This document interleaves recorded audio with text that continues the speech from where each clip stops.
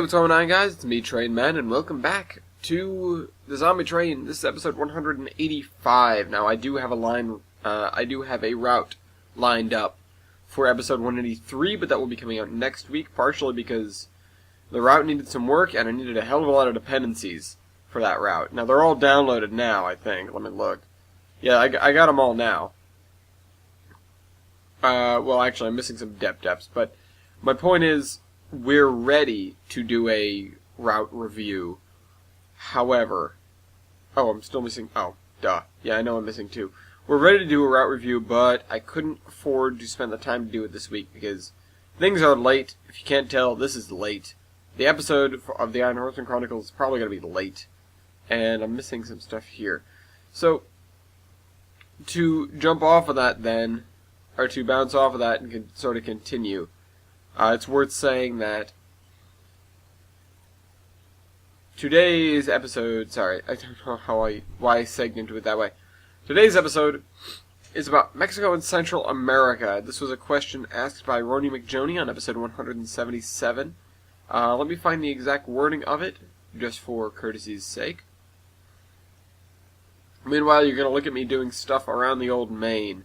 This area, there's a place called the Elton Britt Quarry, or the Elton Britt Pit Mine, but it's really a quarry. They used it to get all of the stone, Zombie Train 177, for all the large viaducts that are over the old Maine. So that's where that is. It's still there, and it was just, what about Mexico and Central America? Okay, so that's simple enough. Now, it's worth pointing out that Mexico and Central America and the things of that area, the populous areas, the non-populous areas that are all jungle, etc., they became very unpopulous. There would be little groups of survivors out there, but never any that I bothered to go out and find. You know, it's not like we did a lot south of the Panama Canal, and even north of the Panama Canal.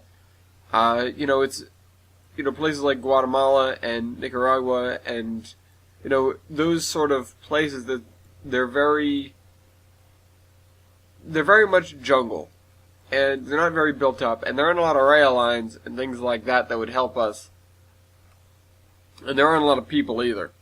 They've got populations, but it's very different than population of New York City or something like that. Not that New York City was something worth saving, but in Mexico, especially around Mexico City and around the large cities, between there and the Texas border, I guess, it was basically cartel land. Obviously, I'm not going to sit here and rag on Mexico, but their governmental structure fell apart fairly quickly. A lot of these little towns, you would end up with either one person infected. They used Mexico and Central America as a jumping off point to get into the United States, because from around the world it was believed that the U.S. would have a cure for the zombie virus, or for Solanum, which of course didn't happen. But the hypothesis was, and the theory was, every rich man's house is a servant's entrance, and the idea of that was you go in through Mexico, you go in through Central America, and get into the United States that way, and then get your hands on a cure. And, of course, this didn't pan out, and it left a lot of Zacks down there in those areas. And so you had these little communities that were otherwise cut off now and stranded, and they either died on their own accord because they didn't have the resources they needed. Sorry, allergies. They didn't have the resources they needed, or they ended up with zombies on the front porch, and that was the end of that. Now, the cartels, sort of like the Band of Guardians, they were very much helpful in that they would offer protection, but they would offer protection at a sort of high price. They're very much the stereotype, I suppose, of organized crime. They were very ruthless. They would not hesitate to kill someone that got in their way. But at the same time, they wanted to keep profiting. They wanted to keep existing. And so, their modus operandi was, well, it was confusing at times, I suppose. But, really, it's just the way things were. It was, sometimes, they would help you. They would help you if it benefited them. That's what I'm trying to say. They would help you in a heartbeat if it benefited them. However, we didn't have a lot of benefit to offer them, and they didn't really want our help. Of course, they don't want help. They want resources and money. Not that money did a hell of a lot, but they wanted, something that could be used for trade like gold. And, occasionally we would offer this, that, and the other, and eventually we just got in sort of a tussle. Because they, I can't remember what exactly it was, but there were particularly important areas. Oh, it may have been Galveston, Texas. Very significant deep water port that they wanted to get their hands on and that we wanted to use, although we couldn't do much down there. It was awfully close to Houston, and I didn't want to deal with Houston too much. But there was essentially the Battle of Galveston, and from that point onward, they hated us. They hated us, immensely. And when it came time to sort of seek and acquire the steam locomotives that were in Mexico, like if you've watched the Terminus for a long while, the Niagaras, we could not get our hands on them from, via legitimate means. So it became a smash and grab. Of course, a lot of these are inside, major cities. Mexico City is absolutely riddled with railroad tracks, partially because they've got a metro. But they, it was a sort of operation where we had to go in and get this thing out of there and get the hell out of there. And it was not an easy thing to do with the zombies trying to bang down your door. It was an even harder thing to do when the cartels get wind of the fact that, or really the one cartel at this point, they didn't really have any rivals. The rivals were dead. When they get wind of the fact that you're trying to do this and they come after you, the zombies create a mutual problem for everyone. But they, we all were fairly good at exterminating zombies at this point. And, we all ended up being fairly good at that. And so they presented a much lesser problem than us. And them. Us and them. We were the major problems for each other. Even in Mexico City. Even though, well, things did start to get out of hand in Mexico City. But once we made it out of there, we were chased all the way back into the States. And that led to, a few days of this running, literally running, running the engines, blah, blah, blah.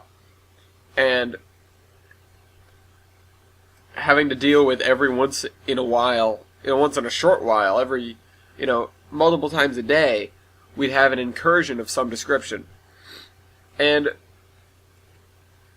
I won't say we didn't try to reason with them, but it wasn't exactly a high priority considering. These were not the kind of people that really wanted to hear you out, especially after, we were straight up their enemies. So, yeah, because we couldn't reach an agreement. So, we were smashing, grabbing, stealing their stuff. I won't say that was the right thing to do, but we needed those engines and we weren't going to get them otherwise, and they sure as hell weren't using them. So, we got those, and then we had, what would have been, terribly bad, terribly deadly, in New Mexico. Because we ran one in particular, and this wasn't the first engine we got, but it was the most problematic. and I don't remember which one it was, but we got it into New Mexico. We got it into, I don't know, maybe 100 miles south of Albuquerque. How far is this?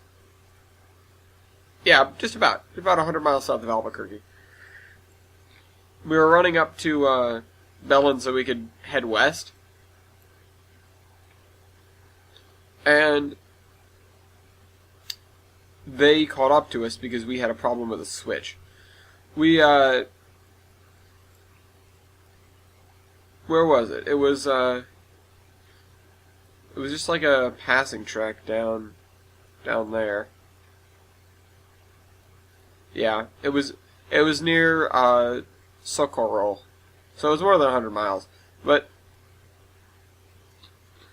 there's a Y there, and due to some complications, we wanted to turn the engine around. Not the Niagara, but the one that we were pulling it with. Which I can't recall which one it was, but this was fairly late into the Zombie Train Incorporated. I think it was some mountain type. It may have been the M1 actually. But anyways, we wanted to turn the engine around because there were some problems with the front truck, and it had a defect and it wanted to pop off the track a lot. And if we pulled it, then it wouldn't be riding in front, so it would be the rear set of wheels on the front truck engaging the track first and sort of keeping the front set of wheels in line. At least that was the theory anyways. But we got there to turn the engine around so we could run in reverse as best we could, and we had another engine coming down that was stationed in Denver, and it would take a while to get to us, but we could change out and send the M1 to get patched up and keep going with the Niagara. So, oh hey, it's Truth or Consequences. Anyways, so we pulled the engine off, got to turn it around, and then we had a problem with the switch on the Y, on the head of the Y. We got through it, but when we got through it, we sort of snagged it, and it so ended up that this bent one of the points out. So now we had two of the points that were pointing in. No matter which way you threw the switch, they wouldn't connect on one side.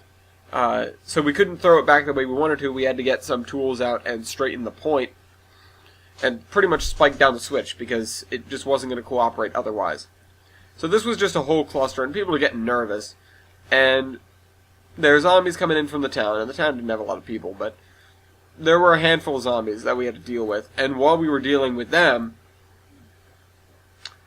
on Route 25 there, they managed to get some vehicles up on Route 25, and they showed up on our doorstep and started gunning at us. And we had maybe 15, 20 people.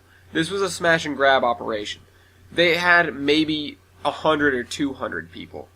And so we bailed into the town and left the engines there. And they did some purposeful, serious damage to the M1. Yeah, it was definitely the M1. We actually let off the steam because we knew what they were going to do. We opened all the cylinder cocks and the safeties and everything like that so that it would bleed off pressure because they shot up like the firebox. They shot up the cab because they didn't know if anybody was in there. They shot up the tender.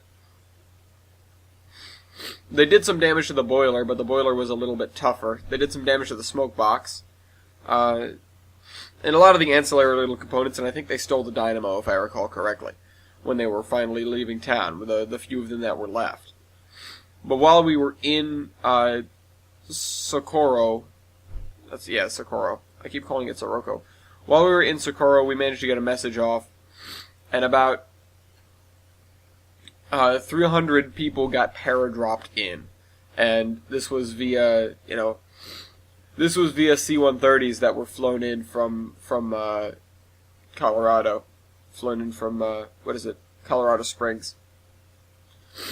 And they got airdropped in, and they got airdropped in on the other side of town, and they ran through and they reinforced us, and that's how we pushed the cartels out. And that was one of my favorite things about having the military on our side. But anyways, yeah, so they became Cartel Hell. We never went back there. Train man out.